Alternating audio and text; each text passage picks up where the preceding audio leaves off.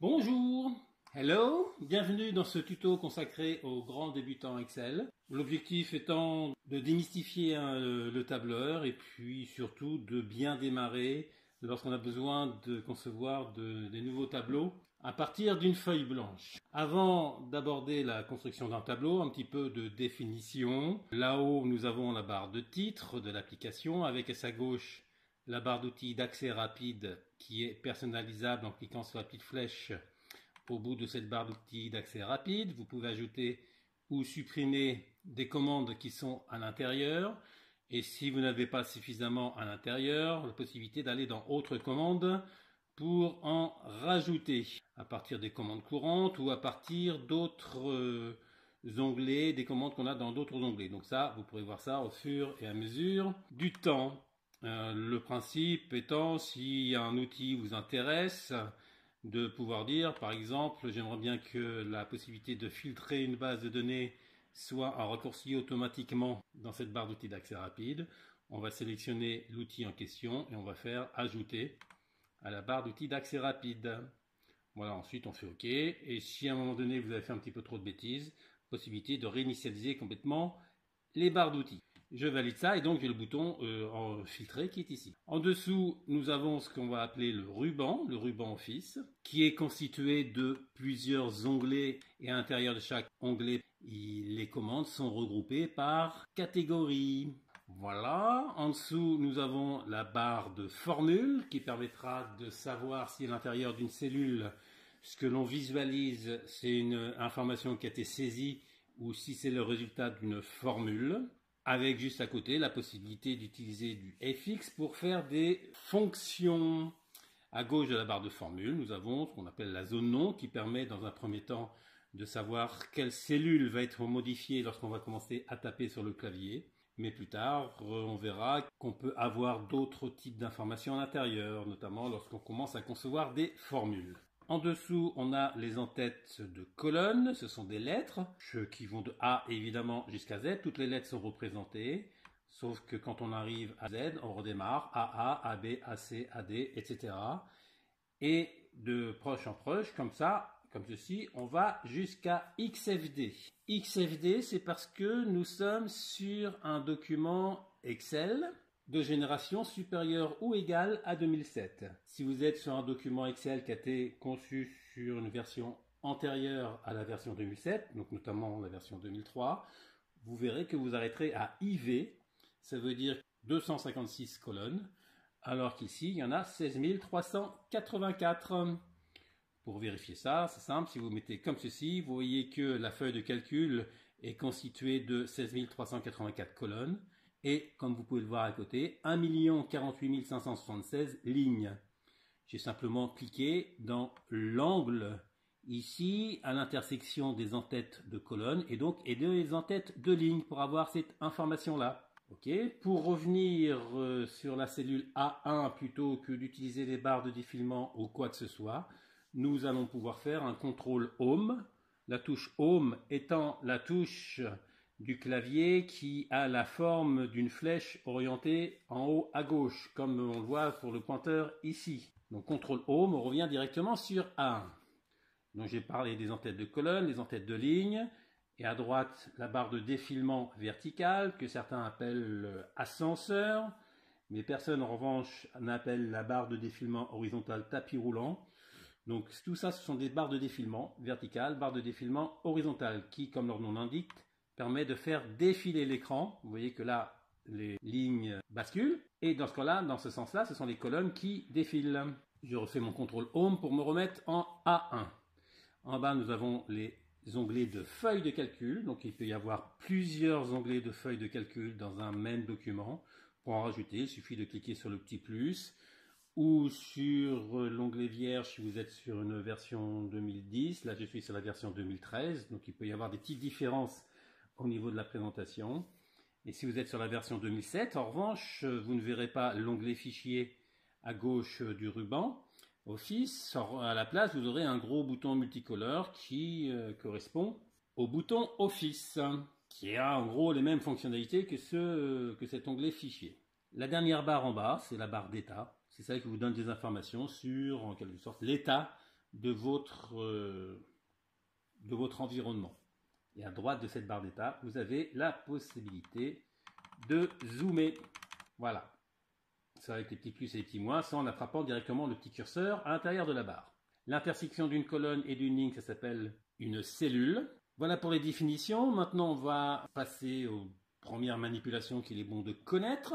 Pour sélectionner une cellule, c'est simple, soit vous cliquez directement sur la cellule, soit à l'aide des flèches, vous vous dirigez en direction de la cellule que vous avez besoin de sélectionner. Pour sélectionner une colonne entière, c'est simple, on va cliquer, vous voyez que le pointeur ici change de forme sur la lettre de la colonne. Et pour sélectionner une ligne entière, on va cliquer sur le nombre qui représente le numéro de la ligne. Pour sélectionner ce qu'on va appeler une plage de cellules, c'est un ensemble de cellules qui sont juxtaposées les unes à côté des autres ou en dessous des autres. Première méthode, on va pointer la première cellule, angle de la plage, et on va faire un cliquer-glisser avec la souris, avec le bouton gauche de la souris. Deuxième méthode, je sélectionne la première cellule, je pointe sans cliquer la dernière cellule qui correspond à la plage en question, et en restant appuyé sur la touche Shift, c'est la touche majuscule, celle qui est juste au-dessus de la touche Contrôle avec une simple flèche, je vais cliquer. Voilà, troisième méthode, possibilité, soit à partir d'une cellule ou à partir d'une plage déjà sélectionnée. Si vous restez appuyé sur cette touche Shift et que vous utilisez l'une des 4 flèches d'orientation haut, bas, gauche et droite du clavier, vous pouvez agrandir la sélection, soit vers la gauche, vers le bas, vers la droite ou vers le haut. Voilà pour les manipulations. On a le même principe au niveau des lignes et des colonnes, c'est-à-dire que si je veux sélectionner plusieurs colonnes, on peut faire un cliquer glisser. Attention d'être bien au milieu de la colonne et non pas à l'intersection de 2 colonnes parce que là vous allez faire autre chose. Et même chose pour les lignes, même principe. Attention à la forme du pointeur. Si le pointeur présente une double flèche et non pas une flèche simple horizontale, vous allez faire autre chose que de sélectionner. Et une fois qu'on a sélectionné une ligne ou plusieurs lignes, et même chose pour les colonnes, avec les touches Shift, on peut réduire la sélection ou l'augmenter. Reste une troisième manipulation qu'il faut connaître, c'est la possibilité de sélectionner des plages qui ne sont pas les unes à côté des autres. Donc pour faire ça, je sélectionne la première plage avec une des méthodes que vous voulez. Et ensuite, en maintenant la touche CTRL appuyée, nous allons sélectionner les autres plages. Vous voyez que la première plage, tant que vous restez appuyé sur CTRL, les plages qui sont actuellement sélectionnées restent dans la sélection. Avec la possibilité derrière donc de faire des actions à l'intérieur de l'ensemble des cellules qui sont dans la plage.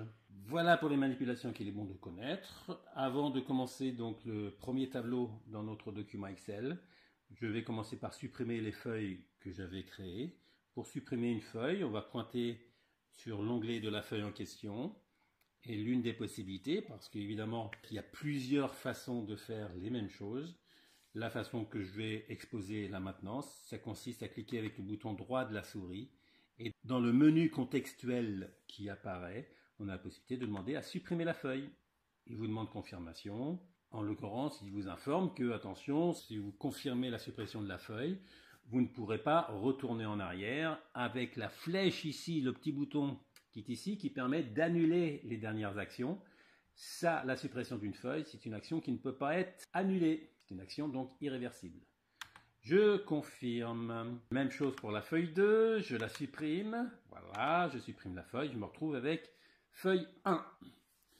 Pour démarrer un nouveau tableau dans une feuille Excel, il n'y a pas de raison a priori pour démarrer ailleurs qu'en A1. Donc on va démarrer notre tableau en A1. Donc on va se faire un petit tableau de suivi de vente par exemple. Ça veut dire que nous allons avoir des vendeurs. Donc simplement la cellule A1 étant sélectionnée, on va taper sans autre formalité l'information qu'on veut voir apparaître dans la cellule.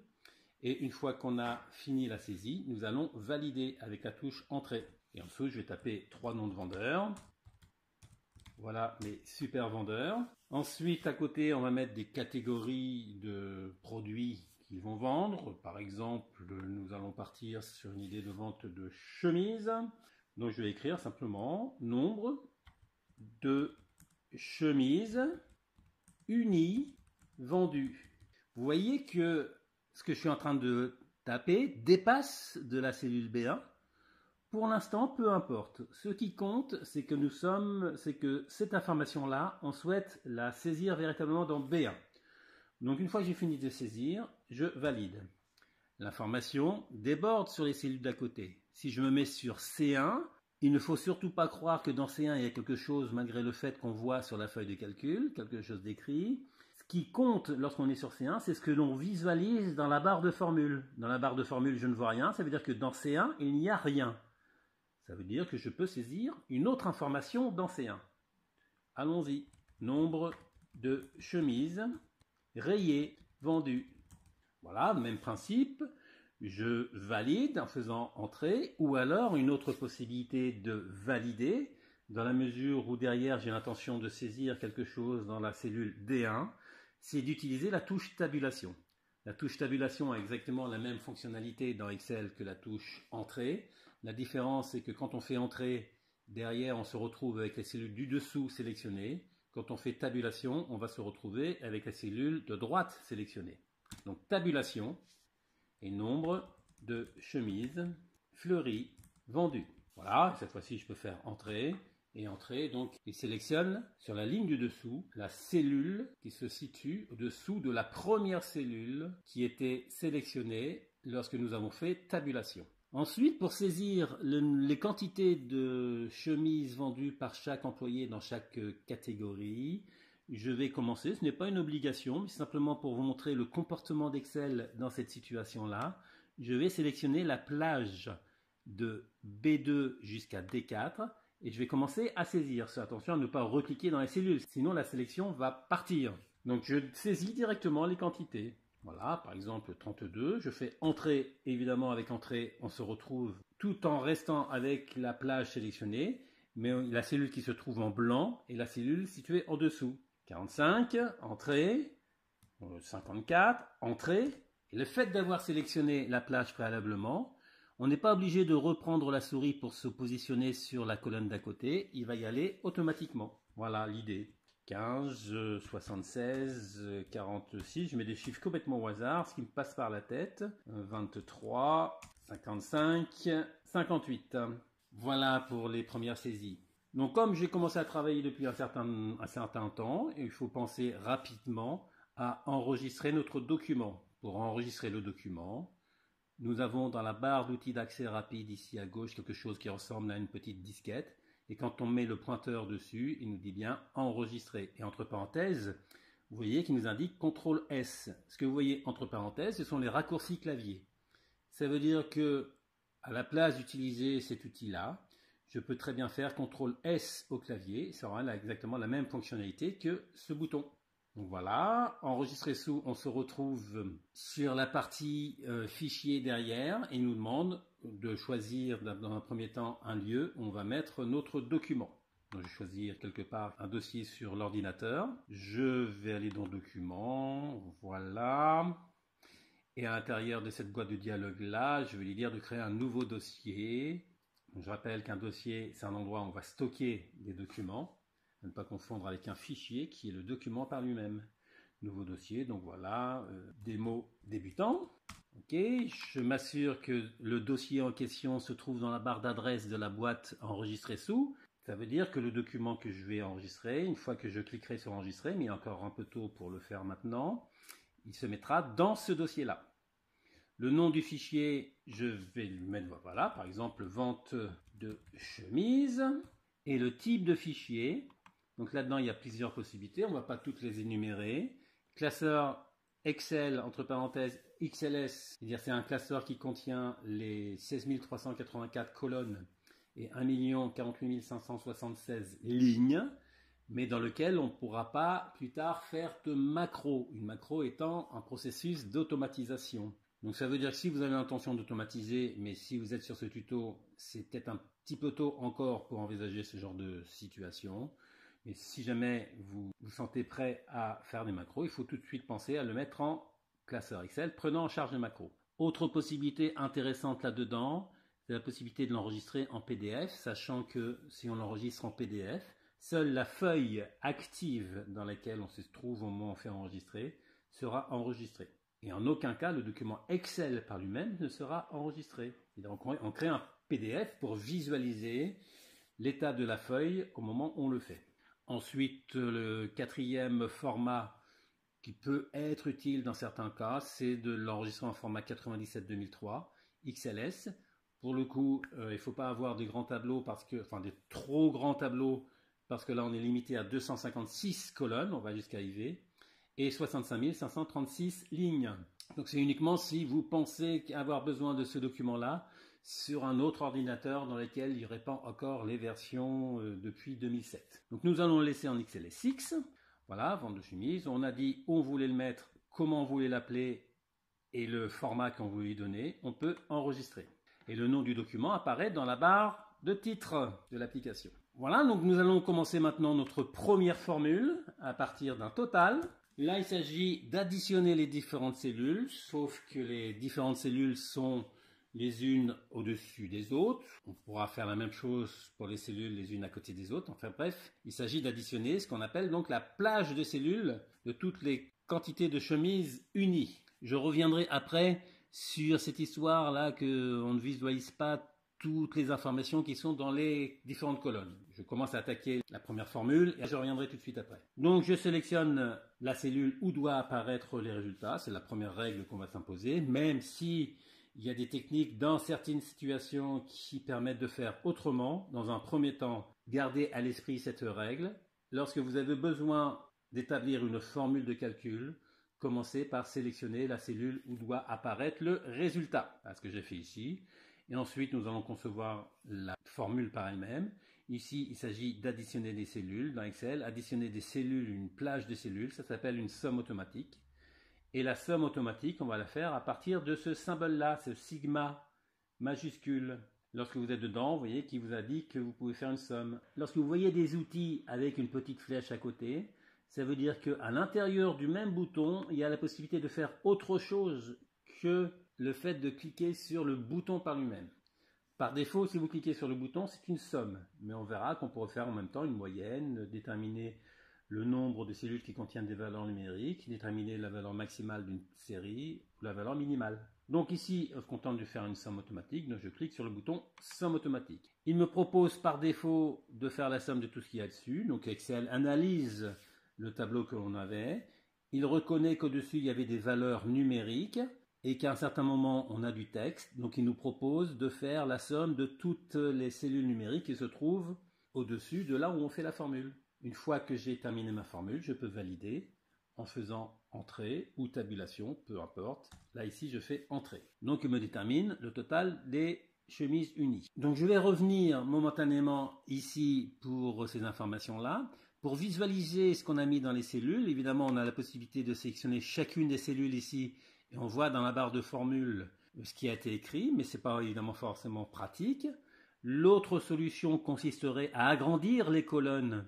C'est-à-dire que vous voyez, quand vous mettez entre le B et le C, à un moment donné, le pointeur prend la forme d'une double flèche horizontale.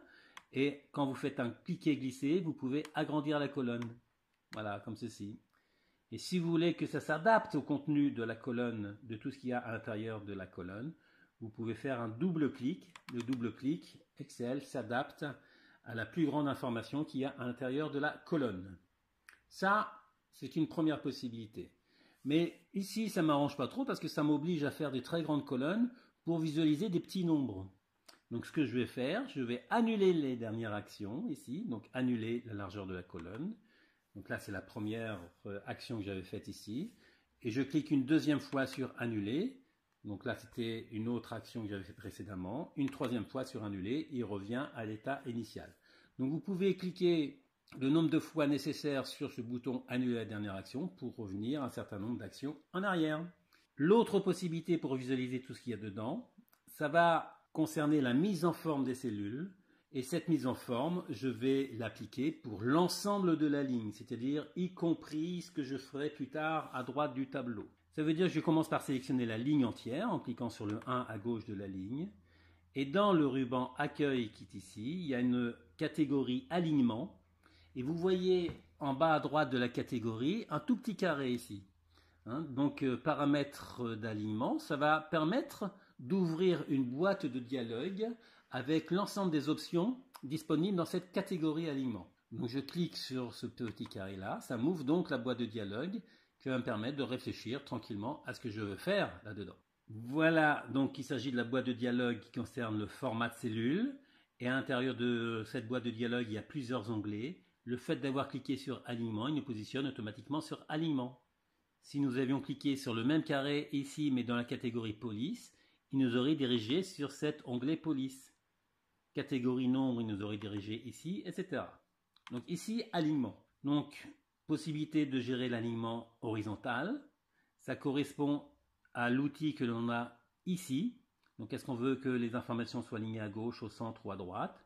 Allons-y, par exemple, pour dire qu'on le veut les titres au centre des cellules. Vertical, ça correspond aux outils qui se trouvent juste ici, au-dessus, ici de la catégorie alignement. Donc, même chose, je vais le mettre en alignement centré. Et en dessous, vous voyez qu'il y a différentes cases à cocher. Donc, renvoyer à la ligne automatiquement, c'est l'option justement qui va m'intéresser. C'est pour dire, s'il n'y a pas la place dans la cellule pour afficher l'ensemble de ce que j'ai écrit, l'information doit s'afficher sur plusieurs lignes à l'intérieur de la cellule. Donc voilà, je valide ça. Et on a nos titres qui se présentent comme ceci. Voilà une première mise en forme d'effectuer de ce côté-là. Maintenant, concernant les autres totaux ici, on est exactement dans la même logique que la première somme que nous avons faite. Donc, plutôt que de refaire la manipulation, somme automatique, etc., je vais prendre le parti, à partir de la première formule créée, je la sélectionne, cette cellule-là, et en bas à droite de la cellule, à un moment donné, le pointeur se transforme en petite croix noire. Et lorsque j'ai la petite croix noire, on peut cliquer, glisser vers la droite pour reproduire la formule. Il n'y a que cette formule qui disait somme de B2 à B4 pour la première cellule. Ici, il l'a transformée automatiquement pour dire qu'il faut faire la somme de C2 à C4 et ici pour faire la somme de D2 à D4. Voilà notre première formule. Ensuite, ce que je vais faire, je vais compléter le tableau et nous allons déterminer des chiffres d'affaires hors taxe pour chacune des catégories et pour chaque vendeur. Donc c'est à acheter pour les chemises unies. Nous allons faire la même chose pour les chemises rayées. Alors une troisième méthode pour valider ce que nous sommes en train de faire. Si je fais entrer, derrière je vais me retrouver avec la cellule d'en dessous sélectionnée. Tabulation, je vais me retrouver avec la cellule d'à côté de droite sélectionnée, ce qui pourrait être tentant ici puisque derrière on veut écrire quelque chose en F1. Mais là, comme j'ai l'intention de réutiliser ce que je viens de taper pour les reproduire sur les cellules d'à côté, je voudrais valider en restant sur place. Et là, une des deux méthodes possibles pour faire ça, c'est de cliquer ici sur ce bouton Entrée. Quand on clique dessus, on a validé et on est resté sur place. Ce qui me permet maintenant d'attraper la petite croix noire et de recopier vers la droite. Donc là, évidemment, il me recopie exactement les mêmes informations. Maintenant, ce qu'on va faire, on va apprendre à corriger une erreur qui est quelque part dans une de ces i. Donc dans cette cellule-là, on va lui dire, donc je sélectionne la cellule que je veux corriger, et je vais pointer dans la barre de formule pour faire la correction. Je veux effacer une i et mettre rayé à la place. Je clique à droite de une i, et là je vais utiliser les touches d'effacement de cellules arrière, c'est-à-dire la grande flèche en arrière, pour mettre rayé à la place. Voilà, et cette fois-ci je peux faire tabulation pour corriger la cellule de droite. Même principe, je clique à droite de une i, j'efface et je mets fleuri à la place. Donc il s'agit de, maintenant à l'intérieur de tout ça, de déterminer le chiffre d'affaires hors taxe qui correspond donc au nombre de chemises unies vendues par IRI et il faut multiplier par le prix unitaire. Le prix unitaire, on ne l'a pas, donc il va falloir l'indiquer quelque part. Vous remarquerez au passage que dans le tableau, jusqu'à présent, je n'ai fait aucune colonne vide, c'est-à-dire j'ai tout tapé les informations les unes à côté des autres, et aucune ligne vide, j'ai tout tapé les informations les unes en dessous des autres. Parce que toutes les informations concernent le même tableau. Maintenant, concernant les prix unitaires, il s'agit d'une information différente qui n'a rien à faire dans le tableau par lui-même. Donc je vais laisser des lignes vides entre le premier tableau et ce tableau-là. Et je vais inscrire comme étiquette ici, prix unitaire, PU, espace, acheté comme hors taxe, prix unitaire hors taxe. Voilà, et on va faire les chemises unies à 32 €, les chemises rayées à 45 et les chemises fleuries à 55. Voilà pour les prix unitaires. Pour l'instant, vous remarquerez également que je ne fais pas du tout de mise en forme. Je ne tape pas l'unité euro. Je me contente lorsqu'il s'agit de chiffres, de nombres, Ne tapez que les nombres. S'il y a besoin de faire de la mise en forme ou de mettre une unité derrière, ça viendra plus tard. Donc il faut connaître évidemment la formule qui permet de calculer le chiffre d'affaires hors taxe. Il s'agit d'une simple multiplication, cette fois-ci, non plus d'une somme. Il s'agit de multiplier le nombre de chemises par le prix unitaire. Donc il s'agit cette fois-ci d'une opération mathématique de base. Addition, soustraction, multiplication, division. Donc cette fois-ci, on va directement commencer la formule en tapant égal. Et avec la souris, on va lui montrer ce qu'il doit additionner. Surtout ne pas saisir 32 parce que l'idée d'une formule, c'est de dire si les nombres là-dedans changent, le résultat doit se recalculer. Donc on va lui dire il faut prendre le contenu de cette cellule-là, on va simplement lui montrer et on va cliquer dessus. Ensuite on va mettre l'opération que l'on veut, donc multiplication, c'est l'étoile qu'il faut utiliser, surtout pas le X, par cette cellule-là. Et je valide, en considérant que ma formule est bonne. Donc il me fait l'opération évidemment de la multiplication. Il n'y a pas de raison a priori pour que ce que nous avons fait pour la somme tout à l'heure, recopier les formules, ne fonctionne pas dans ce cadre-là. Donc on va vérifier ça. Et quand je recopie vers la droite, je relâche, il me fait bien le calcul. C'est-à-dire que là, il me fait bien C2 multiplié par C10. Et ici, il me fait bien D2 multiplié par D10. Donc il a bien adapté la formule. Si je recopie ces trois cellules-là, donc je sélectionne les trois cellules, je rattrape la poignée de recopie avec la petite croix noire et je recopie tout ça jusqu'à loulou, et non pas jusqu'au total, même si la formule par elle-même serait bonne, la logique par elle-même me chagrine un petit peu si on recopie jusqu'à total. Donc on se contente de recopier jusqu'à loulou. Et quand on relâche, cette fois-ci, on se rend compte qu'il y a un problème parce qu'il n'arrive pas à faire la multiplication. Alors, que se passe-t-il si on se met par exemple sur cette cellule F3? On voit qu'il nous a fait C3, c'est-à-dire c'est le nombre de chemises rayées par Fifi, donc ça c'est bon. Multiplié par quoi? Multiplié par C11. Or, en C11, il n'y a rien. Il a oublié de conserver le C10. Eh oui, Excel, pour lui, il se fiche de savoir l'environnement dans lequel on est. Il a une formule, la première formule ici. Si on recopie vers la droite, il va transformer toutes les lettres, il va rajouter la lettre qui suit dans l'alphabet. Et quand on recopie vers le bas, il va faire plus 1 à tous les nombres qu'il va trouver dans la formule. Ça veut dire qu'il faut que je trouve le moyen de lui dire, attention, tout doit changer là-dedans, sauf le 10. Ça veut dire que je me repositionne sur la première formule qui a été créée au départ pour la modifier. Je vais recliquer sur la référence à l'intérieur de la formule qui pose problème, en l'occurrence c'est B10. Vous voyez, je ne cherche pas à me mettre au milieu, à droite ou quoi que ce soit. Je clique là où il est marqué B10. Et pour lui dire qu'il doit toucher au B, mais pas au 10, que le 10 doit rester figé en quelque sorte, il va falloir mettre des dollars. Il faut admettre que ce sont des dollars, c'est comme ça. Et pour faire ça, on va utiliser la touche F4. La première fois où vous appuyez sur F4, vous voyez que Excel rajoute 2 dollars. Il y a un dollar à gauche du B. Il y a un dollar à gauche du 10. Ici, il ne faut pas penser dollar à droite du B. Parce que le dollar qui est ici, il est là pour s'occuper uniquement du 10, pour figer le 10. Et le dollar qui est à gauche du B, il est là pour s'occuper à figer le B si on recopie la formule. Donc figer le B, figer le 10, c'est ce que je veux, effectivement. En revanche, quand je recopie vers la droite, le prix unitaire se trouve dans la colonne C. Ça veut dire qu'ici, il y a un dollar en trop, le dollar qui est à gauche du 10. Pour le retirer, soit vous le retirez à la main en allant l'effacer manuellement, soit vous continuez à utiliser la touche F4. Et le fait d'utiliser la touche F4, vous voyez que la position des dollars change. Là, j'appuie plusieurs fois sur la touche F4. D'accord? Donc, 2 dollars. Cette fois-ci, je me retrouve avec un dollar à gauche du 10, mais pas à gauche du B. Ça me paraît cohérent. Donc, je valide avec le petit outil, le petit bouton qui se trouve à gauche du FX ici. Ou alors, éventuellement, en faisant CTRL Entrée pour rester sur place. Et une fois qu'on a validé, donc évidemment, il n'a pas modifié les autres formules, parce que le dollar n'intervient que quand on recopie les formules, c'est-à-dire qu'il faut reprocéder à la copie de la formule. On ne peut pas faire les deux sens en même temps, on ne peut pas aller en biais. Donc, moi, je commence par aller à droite, je relâche, on rattrape la poignée de recopie et on recopie vers le bas. Voilà, et cette fois-ci, donc, il nous trouve les bons totaux. Pour les totaux généraux, des chiffres d'affaires ici. C'est simple, je me mets sur la dernière cellule que j'avais faite ici et je recopie vers la droite. Voilà. Ensuite, nous allons poursuivre notre tableau avec un CA hors taxe, global cette fois-ci, vendeur. Donc vous voyez que la mise en forme que nous avions établie pour la première ligne s'applique aux nouvelles informations, aux nouvelles cellules dans lesquelles on fait des saisies. C'est-à-dire que j'ai les informations les unes en dessous des autres.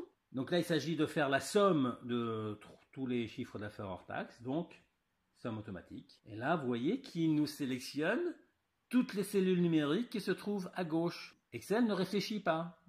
Il réfléchit un minimum, mais la réflexion ne va pas très loin.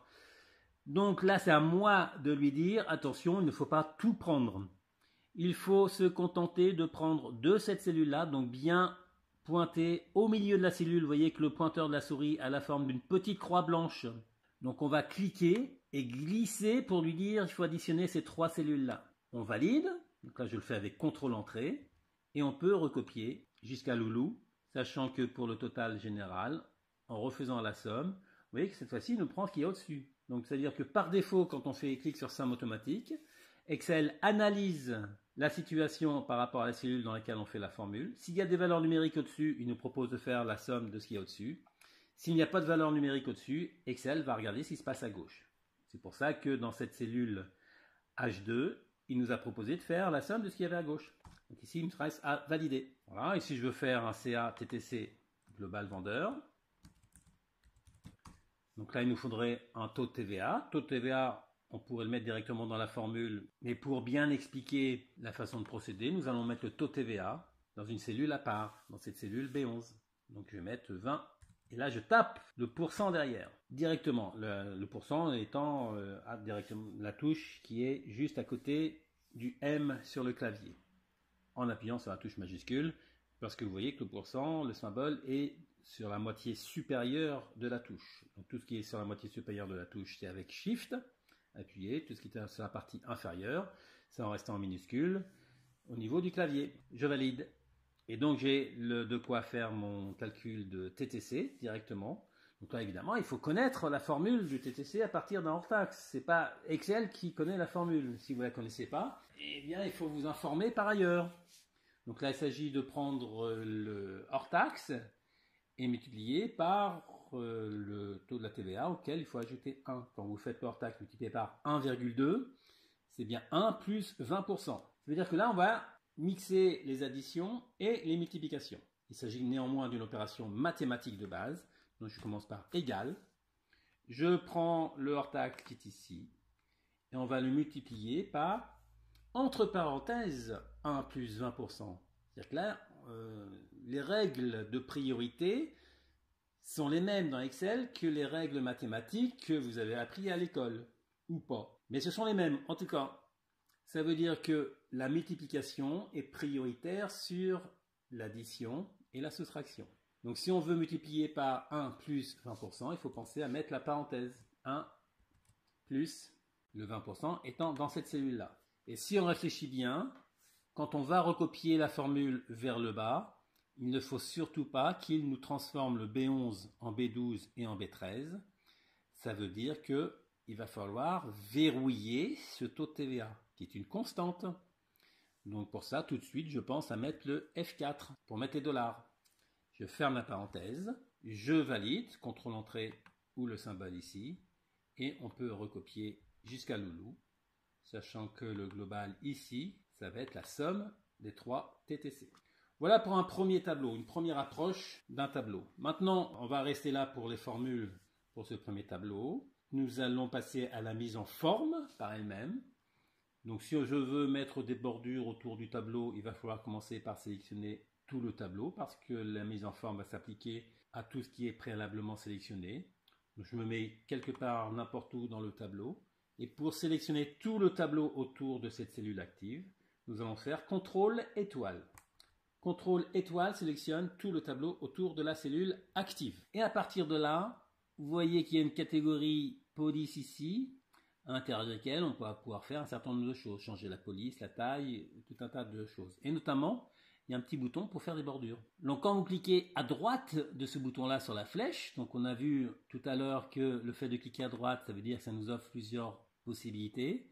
Il y a tout un tas d'outils qui permettent de gérer les bordures, mais lorsqu'on veut faire des bordures un petit peu particulières, c'est pas forcément très pratique à utiliser. Donc on va tout de suite aller dans Autre bordure. Vous voyez que la commande Autre bordure ici, derrière, il y a 3 petits points. Quand vous voyez 3 petits points derrière une commande dans un menu, ça veut dire que ça va vous amener sur une autre boîte de dialogue dans laquelle vous aurez tout le temps de réfléchir à ce que vous voulez faire. Alors que toutes les commandes ici sont directes. Il faut savoir ce qu'elles font lorsque vous les faites. Donc nous allons aller dans Autre bordure. On se retrouve dans la boîte de dialogue Format de cellule, mais directement sur l'onglet Bordure. Donc là, on va lui dire, par exemple, je veux une bordure épaisse. Donc je choisis d'abord le type de bordure. De couleurs, voilà, je choisis une couleur. Et j'aimerais bien avoir ça en haut de la sélection complète. Donc je vais cliquer sur le petit outil ici. Ça marche aussi si vous le faites là. Mais selon l'endroit où vous cliquez, vous risquez de faire des bêtises. Donc autant utiliser les boutons ici. Et en bas. Donc on commence par sélectionner le type de ligne que l'on veut. Et ensuite on lui dit où est-ce qu'on veut le mettre. Donc je vais changer la couleur, je vais mettre du bleu. Et on va dire que le bleu, je voudrais à gauche et à droite de la sélection. En revanche, ensuite, on va faire des bordures un peu plus fines. Donc je vais utiliser celui-ci, que je vais positionner en vert. Et là, je pourrais l'avoir à l'intérieur. Donc si je veux partout, aussi bien horizontalement que verticalement, ou bien j'utilise celui-ci, puis celui-ci. Je peux très bien faire comme ceci, voilà. Ou bien s'il s'agit de mettre les mêmes lignes partout à l'intérieur, on peut lui dire de mettre ça directement à l'intérieur. Il fait les deux en même temps. Donc voilà pour les bordures. Je valide ça. Et là, vous ne voyez pas les couleurs parce qu'il y a la plage qui est sélectionnée.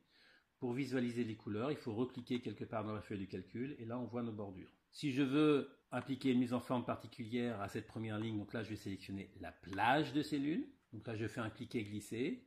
Ou alors, comme on l'avait vu tout à l'heure, je sélectionne la première cellule, je pointe la dernière, j'appuie sur la touche Shift et je clique pour sélectionner toute cette ligne-là. Il y a encore d'autres méthodes, mais chaque chose en son temps. Et cette fois-ci, je vais lui dire directement, ici, il y a la possibilité de changer la police, je peux changer la police. Voilà, du comics en MS, par exemple, d'une certaine taille. Je ne vais pas changer la taille, à la limite je la diminue même, taille 10, je peux mettre en gras, consiste à mettre un peu plus, que ce soit un peu plus visible.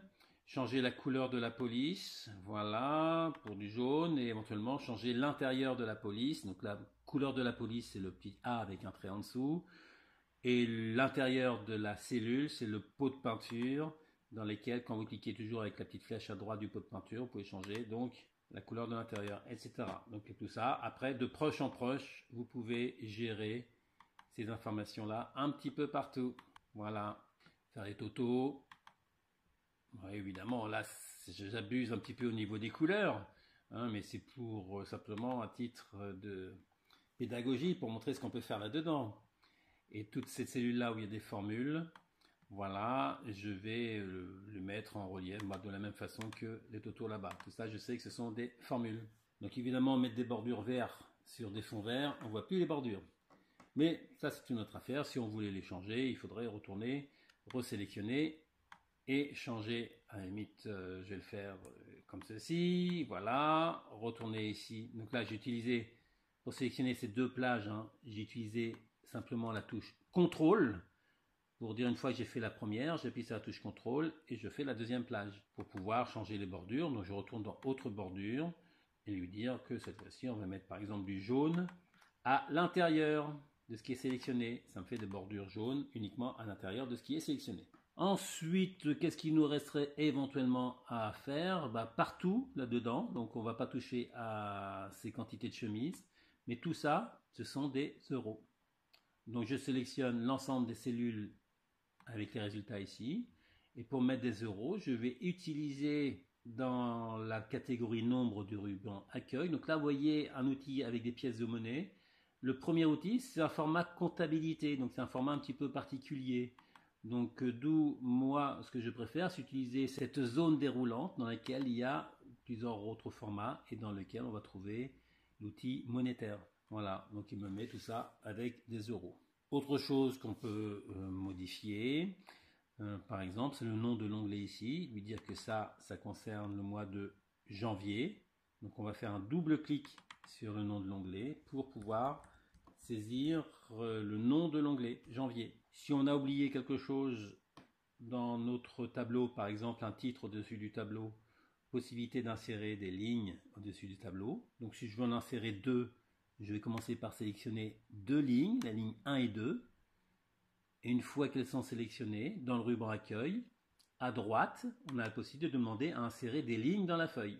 Voilà ce qui me fait de la place.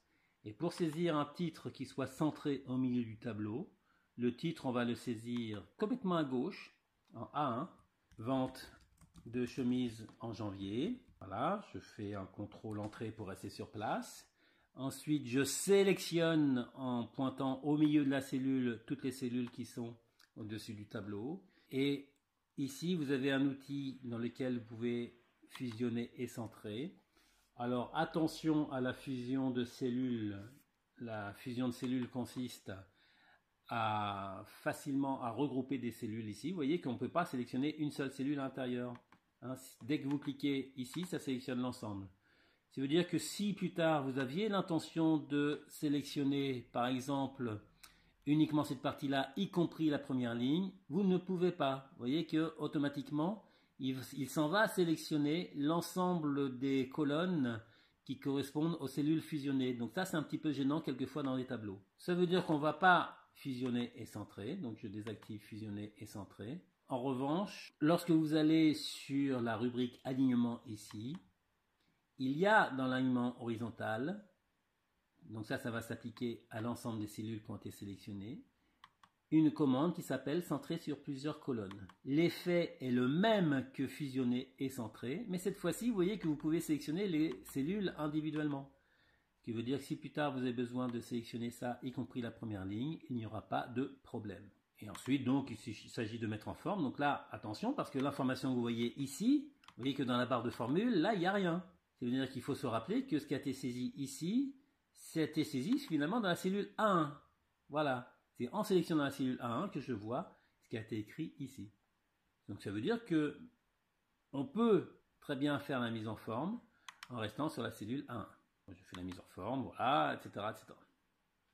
Pour une première approche d'Excel, ça c'est le minimum à connaître pour bien démarrer sur Excel. On va en rester là. Le minimum à connaître, c'est ce qu'on vient de faire. Et ben, j'espère que ça vous permettra d'oser démarrer dans Excel. Bonne mise en application. À ciao!